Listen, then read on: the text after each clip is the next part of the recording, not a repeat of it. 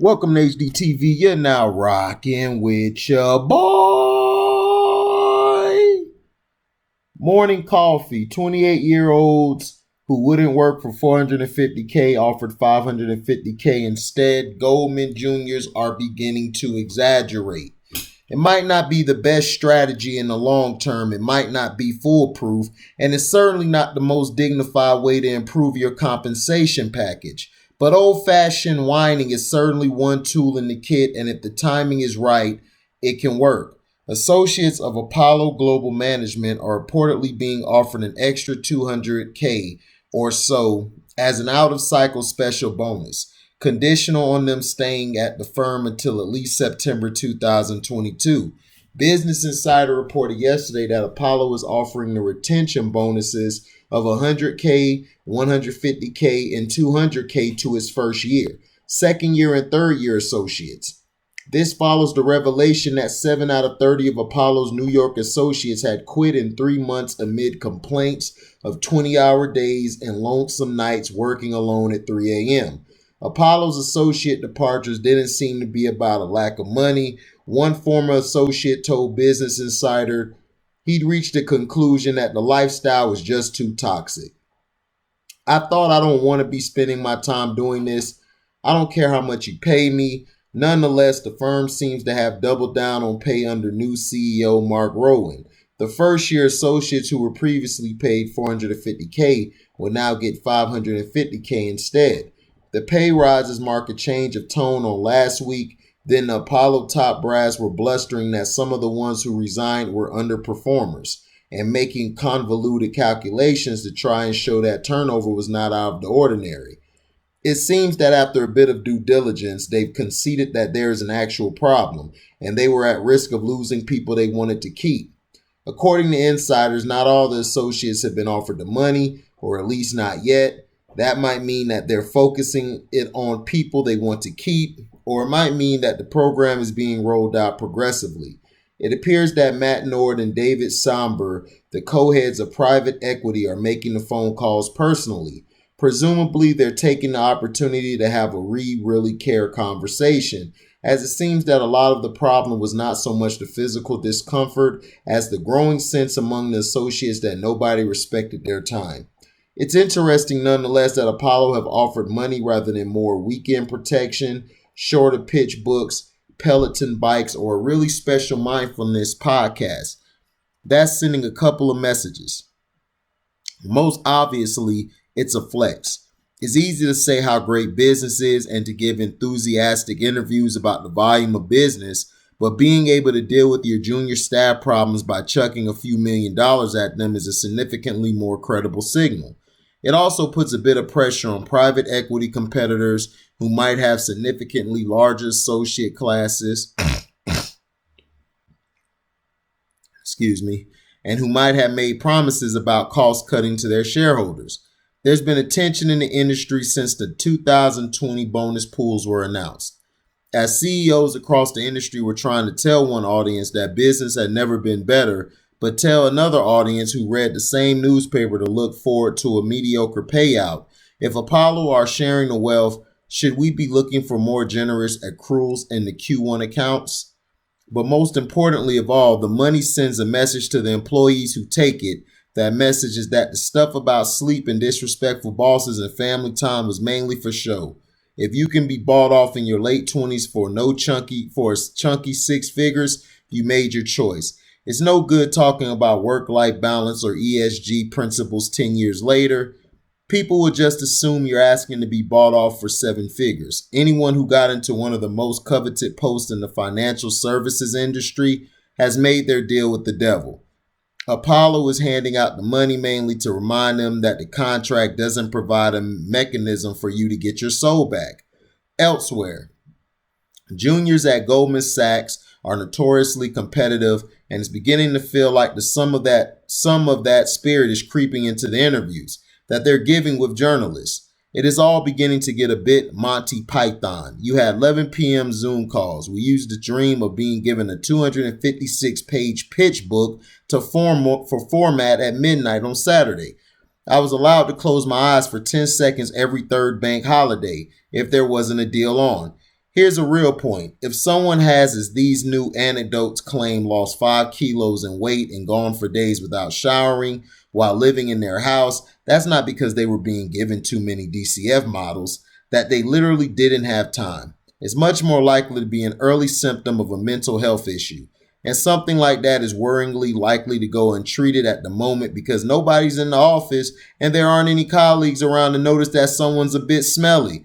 It's not necessarily the absolute quantity of work that's the problem here, or even necessarily the way it's scheduled. It's the fact that upward communication from the lowest levels of the org charts is only happening via anonymous surveys of the whole group, not individual and informal interactions between human beings.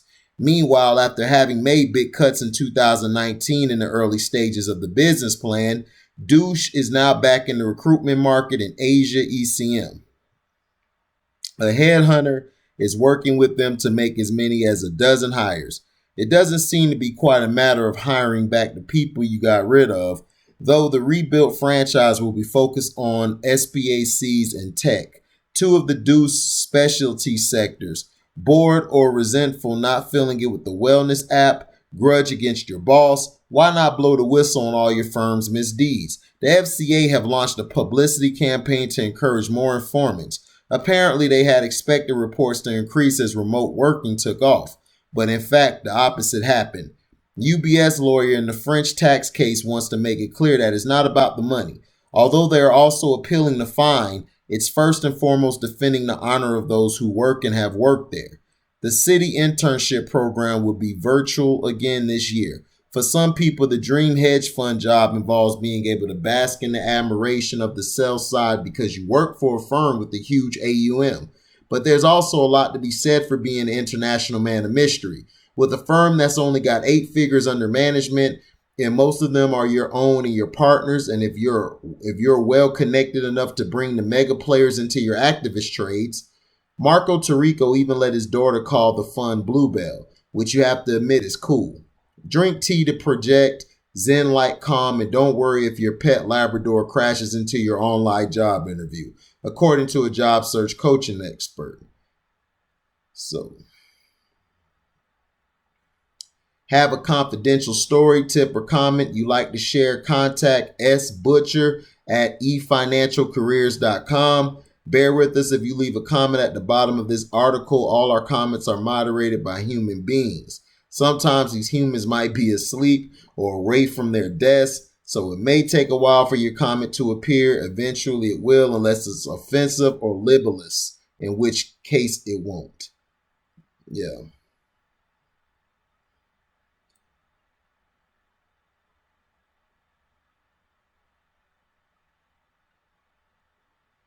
Yeah, just reading some of the comments. Now, I just read this story basically because I just wanted to give a little advice. I may not be the guy to give that great advice because I work a 9 to 5 job. And to me, I made a video talking about the 9 to 5 job, explaining that if I was you, I would be an entrepreneur. I wouldn't try to work in the same field. I would try to go get a trade, or I would try to do business for myself. Now, with this company, let me see something.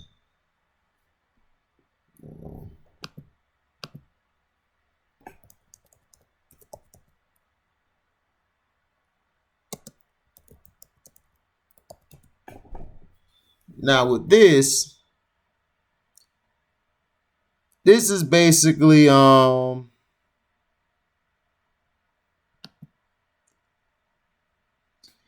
Apollo is basically Apollo Global Management Incorporation, or Incorporated, is a global alternative investment manager firm. Among the most notable companies Apollo has an investment in are ADT, Career Builder, Cox Media Group, Intrado, Rackspace, Redbox, Shutterfly, Smart and Final, and University of Phoenix. So,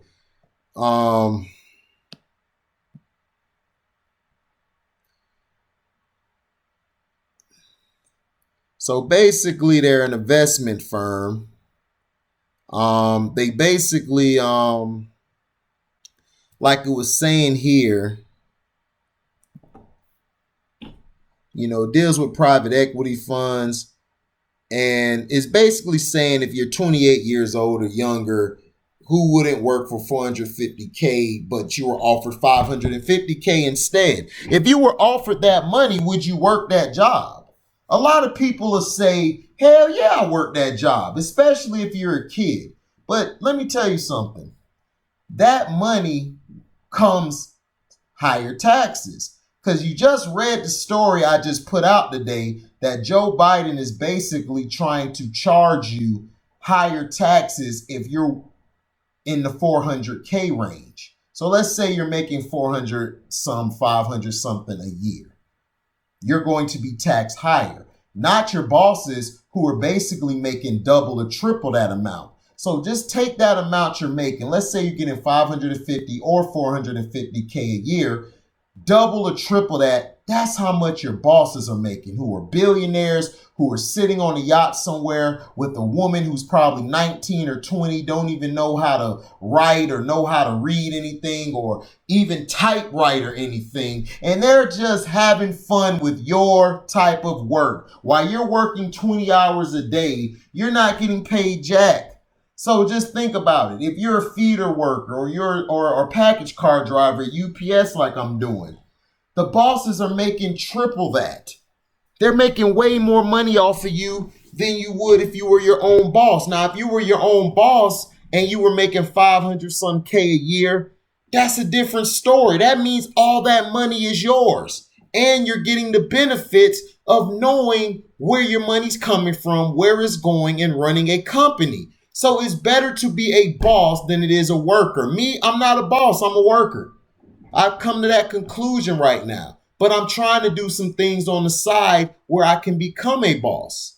But until then, I'm a worker and a slave to the job. They work me to death. They give me these quotas to do. And if I don't reach it, that's my butt. They're going to get on me every day about it.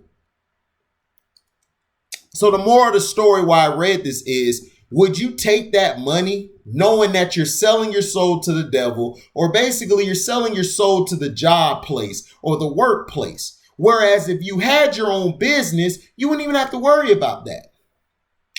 I'm one day praying that I don't have to go back to this job no more, where I could sit home, make a steady income, continue to grow my business, and I could make my own time. I could go to Dubai. I can go to different places without having to check in with a boss or check in with an a-hole boss at that, or an a-hole supervisor to, let them know when I'm going somewhere, because they really don't F with you because you ain't nothing but a worker. So my thing is, Apollo Investment Corporation is offering young guys that amount to start and to work for. And a lot of guys who listen, hey, if you're not built to own your own business, there's nothing wrong with taking that money. So I don't want you to think because, I'm making this video or saying these things is that you have to follow what I say. No, follow what you want to do. Because at the end of the day, you have to be happy. At the end of the day, you have to show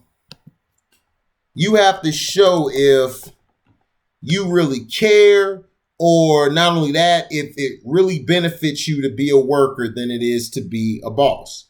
So thank you for listening, man. Like, comment, subscribe, share this, hit the notification bell to select all to receive upcoming notifications.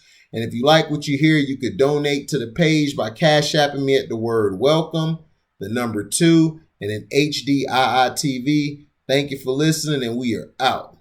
Dizzy.